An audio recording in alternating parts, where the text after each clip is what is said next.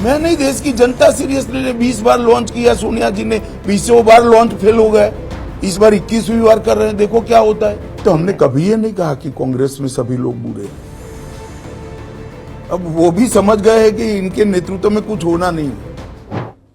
सवाल लोगों का ये है कि 400 पार अगर आपको पहले ही पता है तो फिर कहीं फिर से ईवीएम में घोटाला तो नहीं?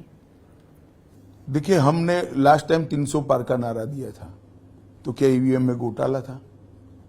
तो राहुल गांधी वायनाड से कैसे जीते? इतनी सारी सरकार, उसके बाद 5 साल में कैसी ऑपोजिशन की बनी? 400 पार का लक्ष्य रखने का हमारा अधिकार भी नहीं है क्या लोकतंत्र के अंदर? कोई राजनीतिक गठबंधन एनडीए अपना लक्ष्य तय नहीं कर सकता? किस प्रकार से हमें पर दबाव बनाया जा रहा है? आप हारोगे तो हम भी हारना तय कर ले। आपके कर्म ऐसे है तो जनता आपको नहीं चुनती है। हमारे काम अच्छे हैं तो हम विश्वास से जा रहे हैं। मोदी जी ने 10 साल में कोई ऐसा काम नहीं किया कि भारतीय जनता पार्टी के कार्यकर्ता का सर नीचा हो। आज हम सर उठाकर चल रहे हैं कि पूरी दुनिया में मोदी जी ने भारत का सम्मान बढ़ाया है, भारत को सुरक्षित किया है, भारत को समृद्ध किया है, गरीबों का कल्याण किया है। लेकिन फिर वोटिंग परसेंटेज गिर क्यों रही है? इलेक्शन कमीशन, देखिए, वोटिंग परसेंटेज 2 आइडियोलॉजी के लोगों को मिलकर बनती है। मुझे लगता है कांग्रेस का खेमा पूरा सुस्त पड़ा है, वोट डालने ही नहीं निकल रहे हैं। लेकिन कर्नाटक में तो आप कह रहे हैं आप बहुत स्ट्रांग विकेट पे हैं। अगर स्ट्रांग विकेट पे हैं तो बेंगलुरु के अंदर वोटिंग परसेंटेज में 8-9% मगर वहां पर भी कांग्रेस का वोट तो है। उनको मालूम है काहे को टाइम जाया करे, जितना बितना है नहीं। राहुल बाबा बैठे, यस मिलना नहीं है, छोड़ो अभी। लेकिन ये सिर्फ राहुल बाबा का इलेक्शन तो नहीं है, इसमें तमाम पार्टियां हैं, इंडिया अलायंस है, कौन प्रधानमंत्री बनेगा बताओ? अखिलेश यादव। नहीं, कौन बनेगा आप बताइए। शरद पवार जी बन सकते हैं क्या? ममता जी बन सकती है क्या?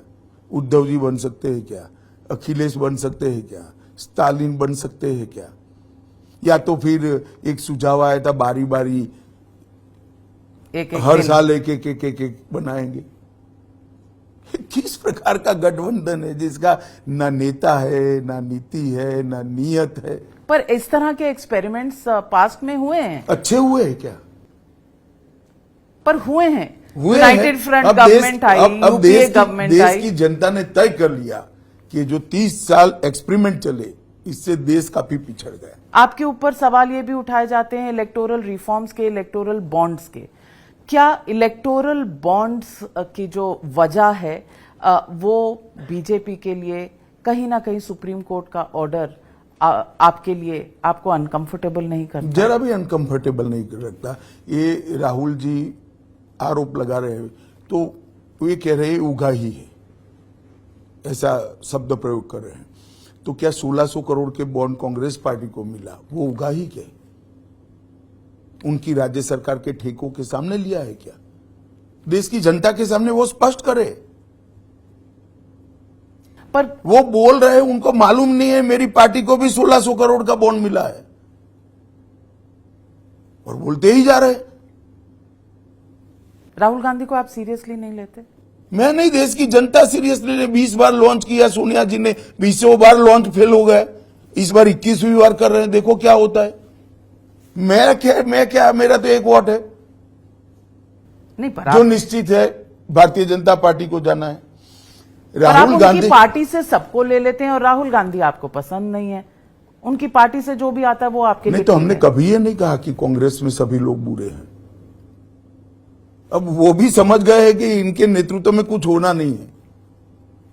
तो जो आरोप लगे हुए, जो टेंटेड हैं, सब आपके पार्टी में आ जाते हैं और विपक्ष कहती है आपका एक बीजेपी ब्रांड वॉशिंग मशीन है। आप भ्रांति खड़ा मत करिए।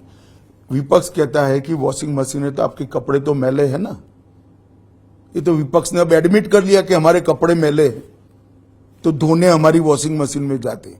ये किस प्रकार के लोग हैं जो स्वीकार कर लेते हैं कि हम मैले हैं? खैर छोड़िए, वो उनका सवाल है।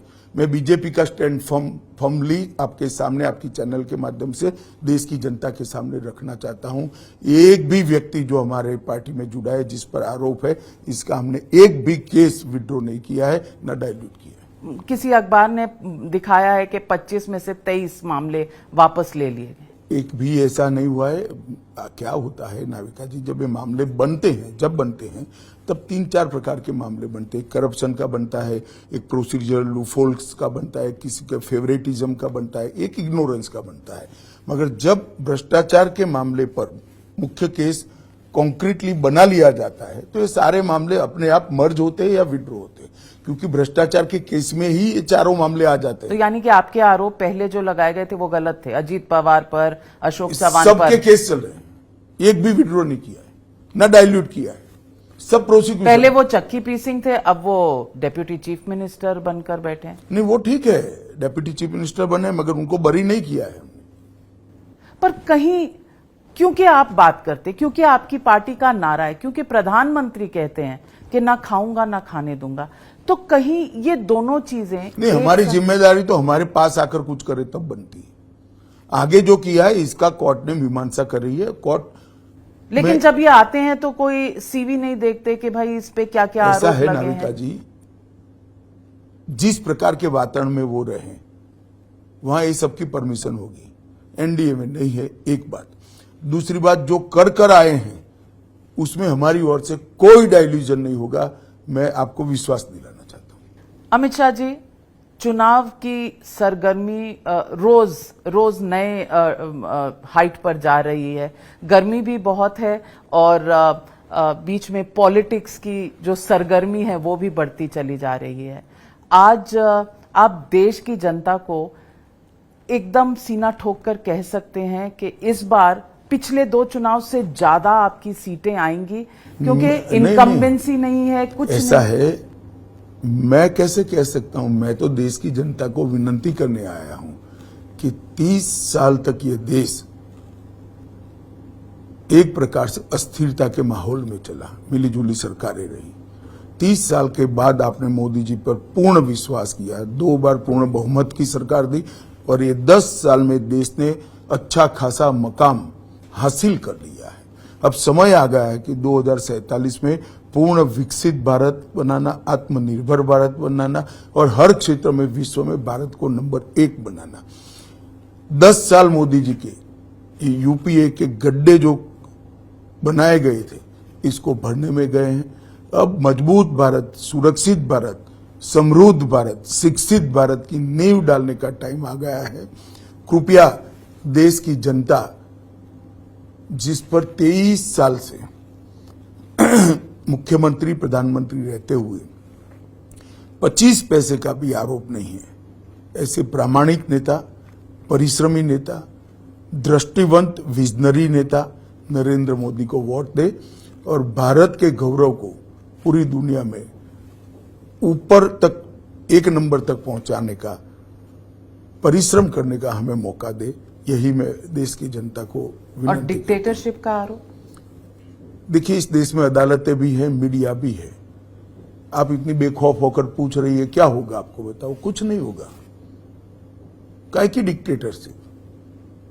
मैं आपको चैलेंज देता हूं, जो हम पर डिक्टेटरशिप का आरोप लगा दे, आपके इतने सवालों का जवाब एक बार दे दे बैठकर।